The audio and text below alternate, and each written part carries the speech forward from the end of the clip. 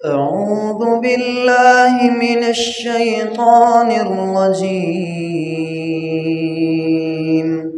بسم الله الرحمن الرحيم. يا أيها الذين آمنوا اتقوا الله وقولوا قولا سديدا يصلح لكم أعمالكم ويغفر لكم ذنوبكم ومن يطع الله ورسوله فقد فاز فوزا عظيما. وقال جل وعلا في موضع آخر: إن رحمة الله قريب من المحسنين. أما بعد فإن خير الحديث كتاب الله وخير الهدى هدى محمد صلى الله عليه وسلم وشر الأمور محدثاتها وكل محدثة بدعة وكل بدعة ضلالة. تمام قسم کی حمد و ثنا، تعریفات، تسبیحات، تمجیدات، بزرگی، بڑائی، پاکی، تقدیس و تحمید اکیلے اللہ رب العالمین کے لیے ہے، جو ہم سب کا خالق، مالک، رازق اور مدبر ہے. اور پھر لاکھوں کروڑوں درود و سلام ہوں اس ہستی اقدس و مقدس پر کہ جن کا نام نامی اسم گرامی محمد الرسول اللہ صلی اللہ علیہ وآلہ وسلم ہے. گزشتہ 3 خطبات سے اس مضمون کو آپ کے سامنے رکھا جا رہا ہے کہ اللہ تعالیٰ کی رحمت، اللہ تعالیٰ کا فضل، اللہ تعالیٰ کی مہربانی، اس کی وسعت کتنی ہے. اللہ تعالیٰ نے اپنی رحمت کے بارے میں ہمیں کیا خبر دی ہے، اور اللہ تعالیٰ کی رحمت کی ہمیں کس قدر ضرورت ہے، ہم کس قدر محتاج ہیں اللہ تعالیٰ کی رحمت کے، اس کے فضل کے، اس کی مہربانی کے، اس کی شفقت کے، اس کی نرمی کے. اور اللہ تعالیٰ کی رحمت کے مستحق کون سے لوگ ہوتے ہیں جنہیں اللہ تعالیٰ کی رحمت نصیب ہوتی ہے. تو کئی چیزیں میں آپ کے سامنے بیان کر چکا ہوں. اللہ تعالیٰ کی رحمت کے مستحق لوگ سب سے پہلے وہ ہوتے ہیں جن کے اندر تقویٰ ہوتا ہے، اللہ کا ڈر ہوتا ہے، اللہ کا خوف ہوتا ہے. دوسرے وہ شخص جو اللہ تعالیٰ کی حرام کردہ اشیاء سے بچتا ہے، حرام کے قریب نہیں جاتا، حرام کا لقمہ نہیں کھاتا. تیسرا وہ شخص جو نماز پڑھ کے اپنی جگہ پہ بیٹھ جاتا ہے، اور جب تک وہ اپنی نماز کی جگہ پر بیٹھا رہتا ہے اللہ تعالیٰ سے استغفار کرتا رہتا ہے، ذکر و اذکار کرتا رہتا ہے، اللہ تعالیٰ کی رحمت کے گھیرے میں رہتا ہے. اس کے لیے فرشتے مغفرت کی، رحمت کی دعا کرتے رہتے ہیں. چوتھا وہ شخص جو عصر کی نماز سے پہلے 4 نفل پڑھتا ہے. پانچواں وہ شخص جو رات کو تہجد کے لیے اٹھتا ہے اور اپنی بیوی کو بھی، اپنی اہلیہ کو بھی بیدار کرتا ہے، جگاتا ہے. اور اگر وہ سستی کرتی ہے تو اس کے پاؤں، اس کے منہ کے اندر رسول اللہ صلی اللہ علیہ وسلم نے فرمایا پانی کا چھڑکاؤ کرتا ہے تاکہ وہ تہجد کے لیے اٹھ جائے. اور اسی طرح وہ عورت جو تہجد کے لیے، قیام اللیل کے لیے اٹھتی ہے اور اپنے شوہر کو بھی جگاتی ہے، اگر اس کا شوہر انکار کرتا ہے تو اس کے چہرے کے اوپر پانی کا چھڑکاؤ کرتی ہے. اور وہ شخص جو 4 کاموں کے اندر نرمی کرتا ہے، جب وہ کسی کو کوئی چیز بیچتا ہے تو بیچتے وقت نرمی کرتا ہے، جب وہ کسی سے کوئی چیز خریدتا ہے تو خریدتے وقت نرمی کرتا ہے، جب وہ کسی چیز کے اندر فیصل اور اس کو حکم بنایا جاتا ہے، فیصلہ کرتا ہے تو نرمی کرتا ہے، جب وہ کسی سے لین دین کے معاملے کے اندر اپنا حق جو کسی کے ذمے ہوتا ہے تقاضا کرتا ہے تو اس کے اندر بھی نرمی کرتا ہے. اسی طرح پچھلے خطبہ کے اندر وہ باتیں بیان کی تھی کہ نرمی کرنے کے کتنے فائدے ہیں، اور رسول اللہ صلی اللہ علیہ وسلم کو ہر کام کے اندر نرمی پسند تھی. نرم خو آدمی، نرم زبان آدمی، نرم گفتار آدمی رسول اللہ صلی اللہ علیہ وسلم کو پسند تھا، اللہ تعالیٰ کو پسند ہے. اور آپ علیہ الصلاۃ والسلام کا اخلاق کریمانہ یہی تھا. آج آپ کے سامنے رحمت الہی کے مستحقین کے چند اور افراد آپ کے سامنے پیش کرنے کی کوشش کروں گا. جس شخص کا ایمان مضبوط ہے، عقیدہ مضبوط ہے، اس کے ایمان کے اندر استقامت ہے، ایمان والا شخص رحمت الہی کا مستحق وہ شخص ہوتا ہے جس کا ایمان مضبوط ہے، جس کے دل کے اندر اللہ کے بارے میں، رسول کے بارے میں، قرآن کے بارے میں، آخرت کے بارے میں، فرشتوں کے بارے کے اندر، جنت کے بارے میں، دین اسلام اور شریعت کے بارے میں کسی قسم کا کوئی شک و شبہ نہیں ہوتا. دین اسلام کو حق سمجھ کر، سچ سمجھ کر، روزے روشن کی طرح عیاں سمجھ کر وہ اس پر عمل کرتا ہے. منافقین کی طرح اس کے دل کے اندر شک نہیں ہوتا کہ آیا یہ دین سچا ہے یا نہیں ہے.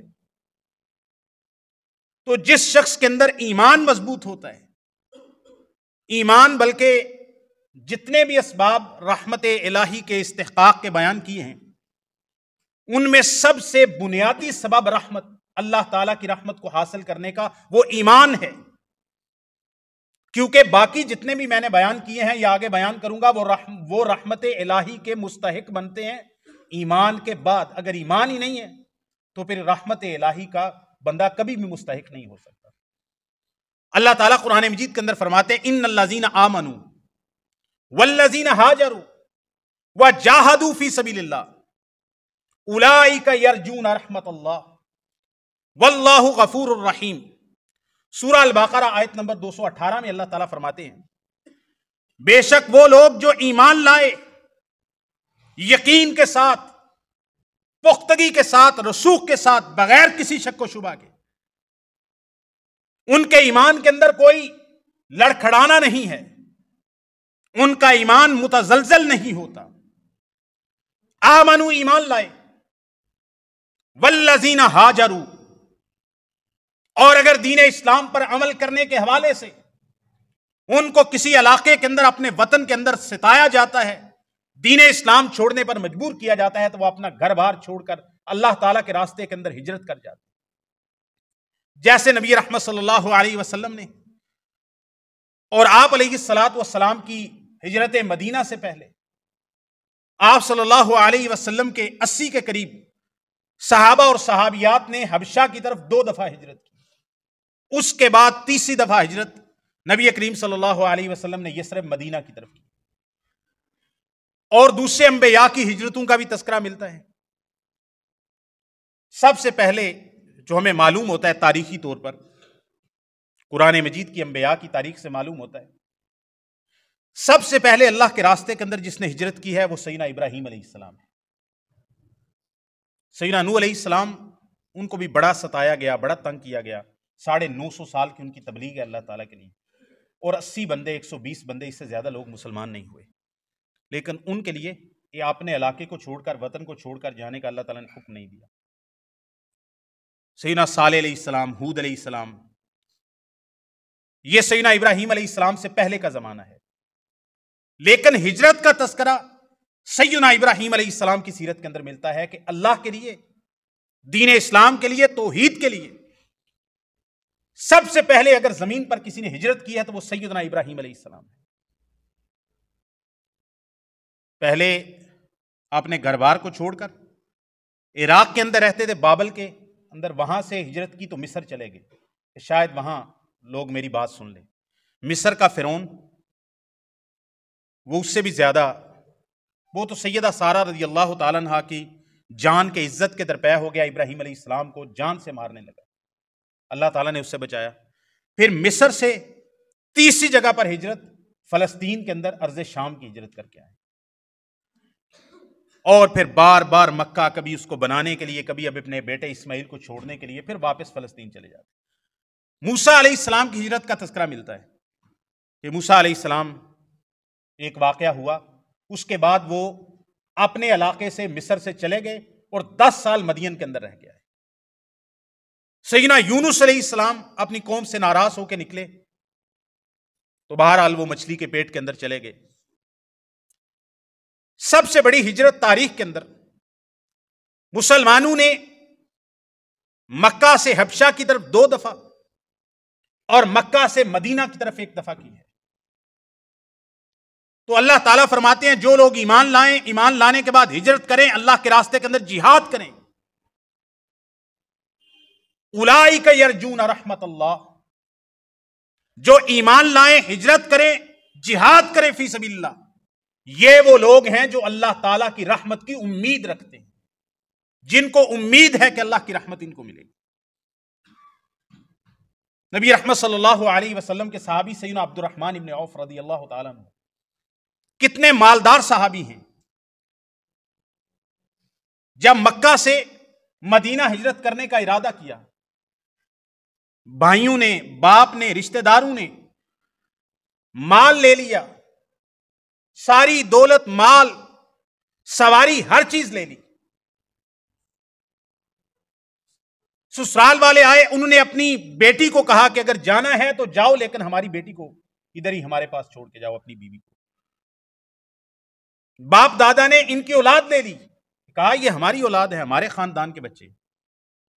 سیدنا عبد الرحمن ابن عوف پھٹے پرانے کپڑے، ٹاٹ کا لباس پہن کر پیدل 500 میل مکہ سے مدینہ پہنچے، ہونٹ پھٹے ہوئے، کئی دن سے کچھ کھایا نہیں ہے اور پاؤں کے اندر سے خون رس رہا ہے، چل چل کے نبی کریم صلی اللہ علیہ وسلم مدینہ طیبہ میں مسجد نبی میں تشریف فرما تھے۔ آپ صلی اللہ علیہ وسلم سیدنا عبد الرحمن ابن عوف پہنچے، سلام کیا، نبی کریم صلی اللہ علیہ وسلم نے اپنا چہرہ اقدس اٹھا کے دیکھا، آپ نے فرمایا عبد الرحمن آئے ہو؟ ہاں یا رسول اللہ آ گیا ہوں۔ کیسے آئے ہو؟ انہوں نے کہا یا رسول اللہ میں اپنا سب کچھ لٹا کے آ گیا ہوں، سب کچھ لٹا، کوئی چیز میں بچا کے نہیں لایا۔ آپ صلی اللہ علیہ وسلم نے فرمایا کیا لے کے آئے ہو؟ انہوں نے کہا یا رسول اللہ میں صرف ایمان لے کے۔ آپ صلی اللہ علیہ وسلم نے فرمایا اگر ایمان لے کے آئے ہو پھر تو تم کوئی چیز بچا کے آئے ہی نہیں، کچھ نہیں چھوڑ کے آئے، سب کچھ لے کے آئے۔ پھر سیدنا عبد الرحمن ابن عوف جو مال چھوڑ کے آئے تھے نا، نبی کریم صلی اللہ علیہ وسلم نے ایک انصاری صحابی کا بھائی بنا دیا، جو انصار و مہاجرین کے درمیان مواخات کی۔ وہ انصاری صحابی گھر لے گیا، اس نے کہا یہ میرے 2 باغ ہیں، ان میں سے جس کی طرف اشارہ کرتے ہو ایک تم لے لو۔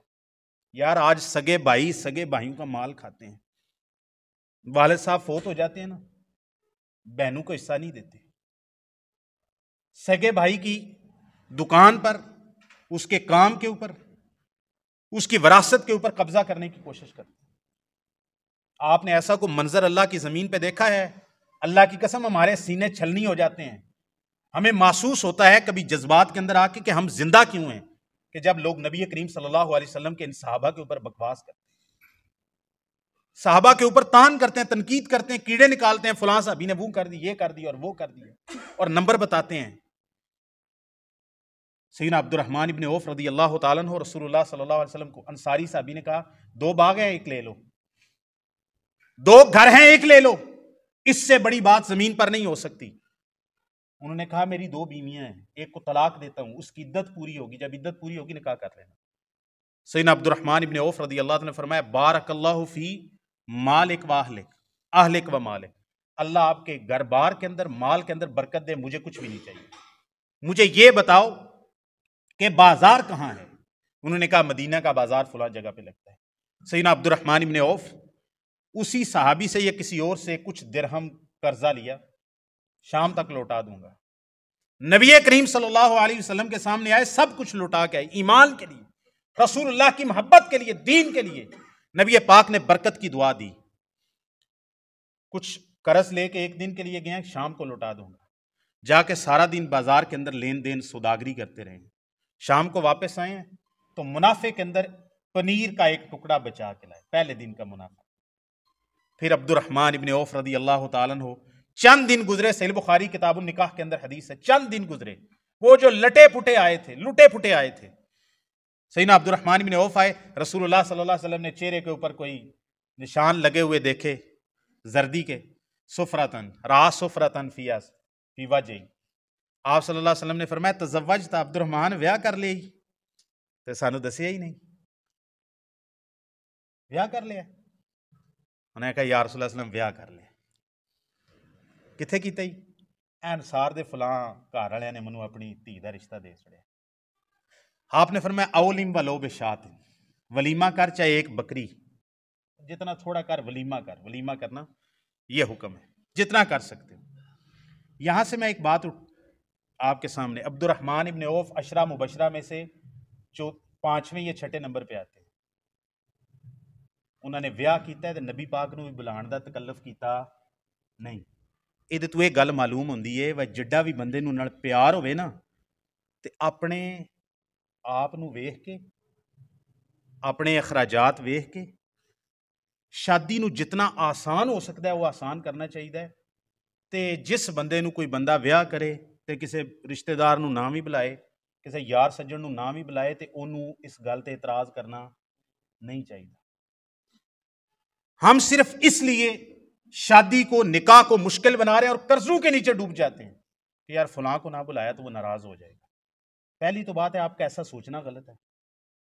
आप अपना हिसाब देखो, अपना माल देखो, अपना दामन देखो, चादर देखकर पांव फैलाओ। और दूसरी बात यह है कि हम सब की भी यह तरबियत होनी चाहिए। मेरा कितना ही प्यारा दोस्त हो, अगर मेरी तरबियत है, मैं इस बात को समझता हूं, वो मुझे शादी पे नहीं बुलाता, मेरे अंदर कोई नाराजगी नहीं, मुझे पता चलता है फलां की शादी हुई, मुझे उसके घर मुबारकबाद देने के लिए। नबी पाक सल्लल्लाहु अलैहि वसल्लम ने शादी की है, अबू बकर उमर को तो क्या बुलाना, नबी पाक सल्लल्लाहु अलैहि वसल्लम को भी बुलाया नहीं। ये ऐसी सादी शादियां होती थी मदीना तैयबा के अंदर। फिर अब्दुर्रहमान इब्न औफ रज़ी अल्लाह तआला अन्हु इतने मालदार, दुनिया के अंदर क्या बिल गेट्स, क्या एलान मस्क, क्या बिल्ला टाटा अंबानी की आप मिसालें देंगे। आप जाके अब्दुर्रहमान इब्न औफ रज़ी अल्लाह तआला अन्हु के तिजारत को देखें, उनकी बरकत को देखें। मुअर्रिखीन ने लिखा है कि फिर इतनी बरकत हुई अब्दुर्रहमान इब्न औफ रज़ी अल्लाह तआला की तिजारत के अंदर नबी पाक की दुआ की वजह से और इस्लाम के लिए सब कुछ लुटाने की वजह से, कि अगर वो मट्टी के अंदर भी हाथ डालते थे अल्लाह ताला मट्टी को भी सोना बना देता था उनके लिए। और इब्ने हिशाम रहमहुल्लाह ने सीरत इब्ने हिशाम के अंदर लिखा है, कहा कि इतनी बड़ी उनका तिजारती माल था कि मदीना और शाम के दरमियान एक महीने की मुसाफत बनती है। उनके जब तिजारती ऊंट चलते थे ना कतार दर कतार, तो मुबालगा के तौर पर यह बात कही कि इतनी लंबी उनकी तिजारत थी कि जैसे मदीने के अंदर उनका पहला ऊंट बैठ रहा होता था तो और आखिरी ऊंट शाम से उठ रहा होता था। मजाक नहीं है ईमान, आखिरत हम जो कुछ करते हैं हमारा असल मकसद क्या है, जन्नत लेना। लेकिन ये नहीं कि ईमान लाने से सिर्फ दुनिया जन्नत ही मिलती है। अल्लाह की कसम, अगर बंदे का ईमान सच्चा हो, बंदा हक हलाल की रोजी करके खाए और अब्दुर्रहमान इब्न औफ को अपने लिए मिसाल बनाए, बंदे को दुनिया के अंदर भी उसका अजर मिलता है। ईमान, हिजरत, जिहाद फी सबीलिल्लाह। दूसरी बात, अल्लाह ताला की रहमत उस शख्स को नसीब होती है जो बंदा एहसान करता है। अल्लाह ताला फरमाते हैं कुरान मजीद के अंदर, इन्ना रहमतुल्लाहि करीबुम मिनल मुहसिनीन। अल्लाह ताला की रहमत एहसान करने वाले, नेकी करने वाले मुहसिनीन के करीब है। अल्लाह ताला की रहमत किसके करीब है? मुहसिनीन के। एहसान के दो माना होते हैं। एक एहसान का माना अल्लाह ताला की इबादत करते हुए एहसान, और एक है लोगों के साथ एहसान। जिब्रील अमीन की मशहूर हदीस है जिसको हदीस जिब्रील कहते हैं, सही बुखारी मुस्लिम के अंदर है। उन्होंने नबी करीम सल्लल्लाहु अलैहि वसल्लम से 4 सवाल किए और उनमें से तीसरा सवाल यह था, अखबिरनी अनिल एहसान या रसूलल्लाह, या रसूलल्लाह मुझे बताएं एहसान क्या होता है। आपने फरमाया, अन तअबुदल्लाह का अन्नका तरा फ़इन लम तकुन तराहु फ़इन्नहु यराक। आपने फरमाया इबादत के अंदर एहसान का मतलब यह होता है कि इंसान अल्लाह की मोहब्बत के अंदर और इतने खुशू व खुजू के अंदर मुस्तगरक होके, गरक होके इबादत करे कि उसका तसव्वुर यह बन जाए कि गोया कि मैं अल्लाह ताला को अपने सामने देखकर उसकी इबादत कर रहा हूं। सही बुखारी मुस्लिम की हदीस है कि ऐसा मंजर इंसान ये तसव्वुर करे कि माशर का दिन है, उस वक्त तो सब ने अल्लाह के सामने पेश होना है ना। अल्लाह ताला के बंदा सामने खड़ा हो, अल्लाह ताला को देख रहा हो, اللہ تعالیٰ کی عبادت کرنے کا اس بندے کا کیسا انداز ہوگا؟ کیا بندہ بار بار خارش کرے گا؟ بار بار ہاتھ کبھی ادھر لے جائے کبھی ادھر لے جائے، کبھی ہاتھ چھوڑ دیے، کبھی بندہ اپنی نظر کو ادھر گھما رہا ہے کبھی ادھر گھما رہا ہے، کبھی خیال اس کا کہیں جا رہا ہے کبھی کہیں جا رہا ہے۔ اگر بندہ یہ تصور کرے کہ اللہ تعالیٰ کی ذات باری تعالیٰ میرے سامنے ہے اور مجھے اللہ تعالیٰ فرماتے ہیں میرے سامنے کھڑے ہو کے عبادت کر، آپ اندازہ کریں کہ اس بندے کے عبادت کرنے کا انداز کیا ہوگا۔ نبی پاک صلی اللہ علیہ وسلم نے جبریل امین کے سوال کے جواب میں کہا کہ جبریل، عبادت کے اندر احسان یہ ہے کہ تو اللہ کی عبادت ایسے کرے گویا کہ تو اللہ تعالیٰ کو اپنے سامنے پا رہا ہو اور عبادت کر رہا ہو سامنے کھڑے۔ فَإِن لَمْ تَكُنْ تَرَاهُ، اتنا بڑا تصور نہیں ہو سکتا تو پھر تو اس کو اللہ تعالیٰ کو نہیں دیکھ رہا، تو پھر جب بھی عبادت کر تو یہ سوچ کے کر فَإِنَّهُ يَرَاكَ، کہ اللہ تعالیٰ تو ہر دم تجھے دیکھ رہا ہے۔ جب ہم نماز پڑھ رہے ہوتے ہیں ہمارا یہ تصور ہو کہ اللہ تعالیٰ تو ہمیں دیکھ رہا ہے، کم از کم اتنا تو سوچنا، تصور کرنا آسان ہے نا۔ اللہ تعالیٰ کو اپنے سامنے پانے کا تصور کرنا بہت بڑا ہے، لیکن یہ تصور ہر وقت ہو سکتا ہے کہ ابھی میں نماز پڑھ رہا ہوں، اللہ تعالیٰ مجھے دیکھ رہا ہے، اللہ تعالیٰ سے کوئی چیز غافل نہیں۔ میں اگر خشوع و خضوع کے ساتھ، توجہ کے ساتھ نماز نہیں پڑھوں گا، میرے خیال منتشر رہیں گے، تو ایسی نماز منہ کے اوپر مار دی جائے گی۔ یہ ہو گیا عبادت میں احسان۔ بندوں کے ساتھ احسان، نبی کریم صلی اللہ علیہ وسلم نے سیدنا ابو ذر رضی اللہ عنہ کے ارشاد فرمایا، اے ابو ذر، 3 کام کرنا۔ کتنے کام؟ 3 کام۔ جامع ترمذی کے حسن درجے کی حدیث ہے۔ اتق اللہ حیثما کنت، جہاں بھی ہو اللہ تعالیٰ سے ڈرتا رہے۔ وَأَتْبِعِ السَّیِّئَةَ الْحَسَنَةَ تَمْحُوهَا، جب بھی تجھ سے کوئی گناہ ہو جائے، گناہ کو مٹانے کے لیے فوراً نیکی کر گزر، کیونکہ وہ نیکی اس گناہ کے اثر کو مٹا کے رکھ دے گی۔ جب بھی کوئی غلطی، کوئی گناہ، کوئی کوتاہی انسان ہے، ہم سب سے ہو جاتی ہے، جب بھی کوئی کوتاہی ہو جائے، جب بھی کوئی گناہ ہو جائے، اس گناہ کو مٹانے کا سب سے بہترین طریقہ کیا ہے کہ اگر کوئی گناہ ہوا ہے، گناہ کی جگہ پہ بندہ نیکی کر لے، کوئی 2 رکعت نفل نماز پڑھ لے، کوئی نفلی روزہ رکھ لے، کوئی صدقہ کر دے، کوئی خیرات کر دے، کوئی استغفار کر دے، کوئی ذکر کر لے، کوئی قرآن مجید کی تلاوت کر لے۔ فرمایا ابو ذر، جب بھی تجھ سے کوئی گناہ، کوئی غلطی، کوئی کوتاہی ہو جائے، فوراً نیکی کر گزر، وہ نیکی اس برائی کے اثر کو تیرے نامہ اعمال سے مٹا دے گی۔ تیسرا کام، وَخَالِقِ النَّاسَ بِخُلُقٍ حَسَنٍ، لوگوں کے ساتھ حسن سلوک کر۔ لوگوں کے ساتھ کیا کر؟ حسن سلوک کر، احسان کر۔ نبی کریم صلی اللہ علیہ وسلم نے ارشاد فرمایا، وہ جو کتے والی مثال ہے کہ ایک عورت نے جو کہ گناہ کی زندگی گزارنے والی تھی، اس نے ایک کتے کو پانی پلایا، صحیح بخاری کے اندر حدیث ہے، اللہ تعالیٰ نے اس کے سارے گناہ معاف کر کے اس کو جنت عطا فرما دی۔ یار، ایک عورت جس کی ساری زندگی گناہ کے اندر گزری، وہ ایک کتے کے ساتھ احسان کرے، اور وہ کتا اللہ تعالیٰ کی مخلوق ہے، اور اگر ہم کسی کو یہ لفظ کہیں تو کتنی بڑی گالی اس کے لیے بن جاتا ہے۔ وہ کتا ہے، نجس ہے، پلید ہے، وہ برتن کے اندر منہ مار جائے تو 7 دفعہ دھونا پڑتا ہے، پہلی دفعہ مٹی کے ساتھ، تب برتن پاک ہوتا ہے، صحیح بخاری کی حدیث ہے، صحیح مسلم کی۔ اس کتے کو اللہ کی مخلوق کے اوپر اس نے احسان کیا، اللہ تعالیٰ نے اس عورت کو جس نے ساری زندگی گناہ کے اندر گزاری تھی معاف کر دیا۔ اس پر صحابہ سوال کرتے ہیں، یا رسول اللہ، کیا یہ جانوروں کے اوپر اور پرندوں کے اوپر بھی اگر ہم کوئی احسان کریں تو اس کا بھی ثواب ملتا ہے؟ سبحان اللہ، یہ دین اسلام ہے۔ آپ نے فرمایا فی کل، رسول اللہ صلی اللہ علیہ وسلم نے فرمایا ہر ذی روح چیز کے ساتھ احسان کرنے کے اندر اللہ تعالیٰ نے تمہارے لیے اجر رکھا ہے، جس کے اندر بھی روح۔ نبی کریم صلی اللہ علیہ وسلم نے فرمایا ایک عورت بلی کی وجہ سے جہنم کے اندر چلی گئی، صحیح بخاری کے اندر داخلت النار فی ہرۃ، ایک بلی کی وجہ سے عورت جہنم کے اندر چلی گئی، نمازیں، روزے، سب کچھ ہے، جہنم میں کیوں جا رہی ہے؟ ایک بلی کی وجہ سے۔ آپ صلی اللہ علیہ وسلم نے فرمایا اس نے بلی لا کے رکھی اور اس کو باندھ دیا، اس کو کھانا بھی نہیں دیا، اس کو پانی بھی نہیں دیا، اور اس کو چھوڑا بھی نہیں ہے کہ جا کے وہ خود بلی اپنا رزق تلاش کر لے۔ وہ بلی بھوک پیاس سے مر گئی، اللہ تعالیٰ نے اس بلی کے اوپر ظلم کرنے کی وجہ سے اس عورت کو جہنم کے اندر ڈالا۔ احسان کرو، لوگوں کے ساتھ احسان کرو، نیکی کرو۔ اور اگلی بات، تیسری چیز آج کے خطبہ کے تعلق سے، استغفار۔ انسان سے گناہ ہوتے ہیں، غلطیاں ہوتی ہیں، ہم سب سے ہوتے ہیں، کوئی تھوڑے کرتا ہے، کوئی زیادہ کرتے ہیں، ہم گناہوں کے اندر لت پت لوگ ہیں، اللہ کی قسم ہم بڑے ہی اللہ تعالیٰ کے گناہ گار ہیں۔ یہ گناہ مٹانے کا اور اللہ تعالیٰ کی رحمت حاصل کرنے کا سب سے بہترین طریقہ ہے کہ اللہ تعالیٰ سے اپنے گناہوں کی مغفرت مانگو، استغفار کرو۔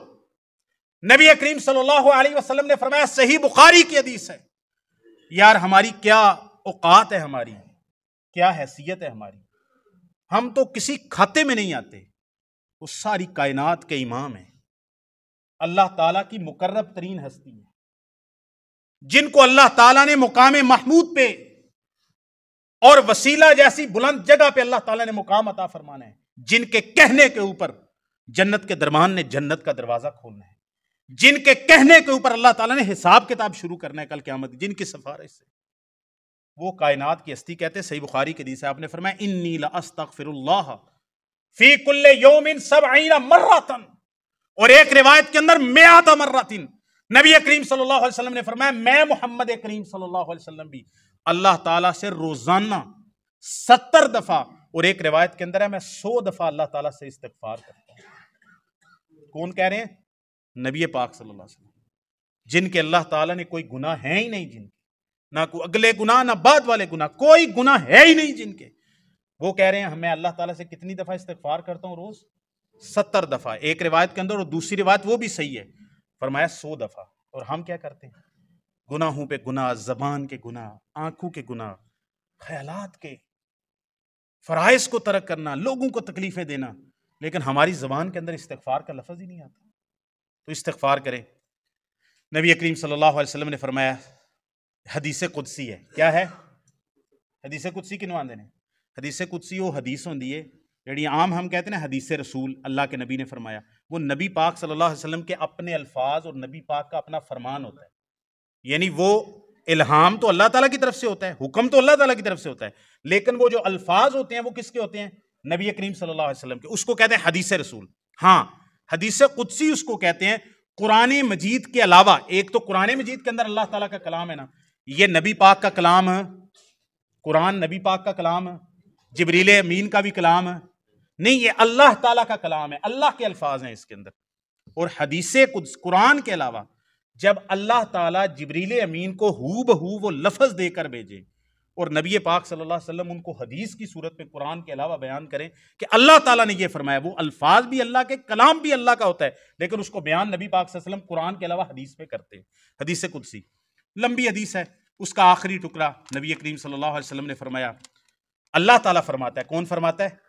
اللہ تعالیٰ فرماتا ہے، یا عبادی، اے میرے بندو، اللہ تعالیٰ خطاب کر رہے ہیں، بلا رہے ہیں، یا عبادی، اے میرے بندو، انکم تخطئون باللیل والنہار وانا اغفر الذنوب جميعا، اے میرے بندو، تم دن رات غلطیاں کرتے ہو، دن رات گناہ کرتے ہو، دن رات میری نافرمانیاں کرتے ہو، وانا اغفر الذنوب جميعا، اور میں تمہارا رب ہوں، غفور الرحیم ہوں، میں تمہارے سارے گناہ معاف کر دیتا ہوں۔ پھر کیا کرو؟ اللہ تعالیٰ فرماتے ہیں، یا عبادی، ہے میرے بندو، فاستغفرونی، مجھ سے اپنے گناہوں کی بخشش مانگو، اغفر لکم، جب مانگو گے میں تمہارے سارے گناہ معاف فرما دوں۔ تو میرے بھائیو، اللہ تعالیٰ کی رحمت لینے کا ایک طریقہ کثرت سے استغفار کرنا ہے، لہٰذا اپنی زبان کو ذکر اللہ سے، استغفار سے تر کر لیں، اللہ کی قسم اللہ تعالیٰ کی رحمتیں ہمیں حاصل ہو جائیں گی۔ اللہ تعالیٰ عمل کی توفیق عطا فرمائے۔ اعوذ باللہ من الشیطان الرجیم، بسم اللہ الرحمن الرحیم،